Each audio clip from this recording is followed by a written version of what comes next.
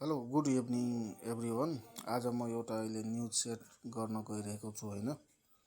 त्यो न्युजमा के आएको छ भने अहिले नेसनल लेभलको डेभलपमेन्ट ब्याङ्कको थर्ड क्वार्टरको रिपोर्ट सार्वजनिक भएको छ होइन। अनि थर्ड क्वार्टरको रिपोर्ट सार्वजनिक भएको छ भने अब त्यसलाई हामीलाई एनालाइसिस गर्नुपर्छ होइन। कसले कम्पेयर टु लास्ट इयरमा कति % ग्रोथ गरेको छ प्रफिट होइन, त्यो हामीलाई हेर्नुपर्ने हुन्छ। त्यो हाम्रो लागि एकदमै जान्नुपर्ने आवश्यक कुरा छ कि त्यतिकै सेयर ट्रेडिङ गरेर पैसा कमाउन सकिँदैन, धेरै गाह्रो हुन्छ। यो अर्काले भरको यो हामीलाई अब ओभरअलमा 49% इन्क्रिज भएको छ होइन।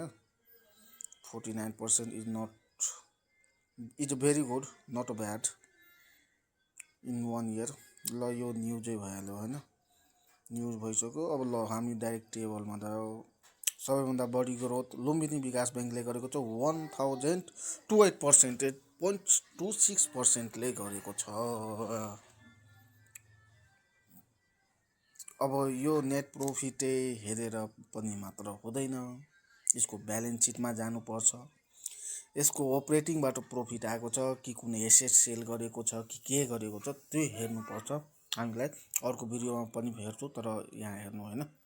लुम्बिनी विकास ब्याङ्कले 1028.26% गरेको छ भने ज्योति विकास ब्याङ्कले पनि 105.30%ले ग्रोथ गरेको छ कम्पेयर टु लास्ट इयर।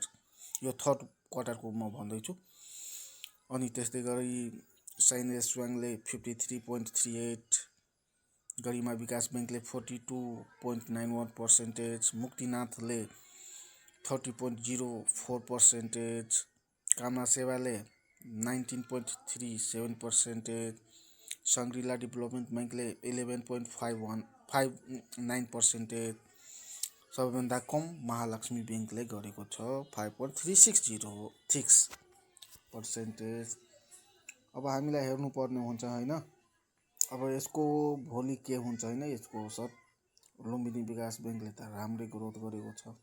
अब भोलि यसको कारणले गर्दा सेयर प्राइसमा के पोजिटिभ असर पर्न जान्छ कि नेगेटिभ कि यथावत रहन्छ, कसरी यो न्युजले साइकोलोजी चेन्ज गर्न सक्छ कि सक्दैन इन्भेस्टरको, ट्रेडरको, त्यो हामी भोलि मार्केट क्लोज भएपछि हामी थाहा पाउँछौँ। अनि यस्तै कुरालाई ट्र्याक गर्नुपर्छ। के न्युज आइरहेको छ, अर्निङ बढिरहेको छ कि घटिरहेको छ, एनपिएल बढ्दैछ कि घट्दैछ, उसको म्यानेजमेन्ट स्ट्रक्चर कस्तो हुँदैछ, चार्ट प्याटर्नहरू कस्तो भइरहेको छ, यो कुराहरू गर्न जान्नुभयो भने आरामले कमाउन सकिन्छ, राम्रो कमाउन सकिन्छ सेयर मार्केटबाट। ल भोलि यसको म सेयर प्राइस समेत 3 देखि 4 को बिचमा म यसको हाल्छु। ल हुन्छ, गुड नाइट, धन्यवाद। Please follow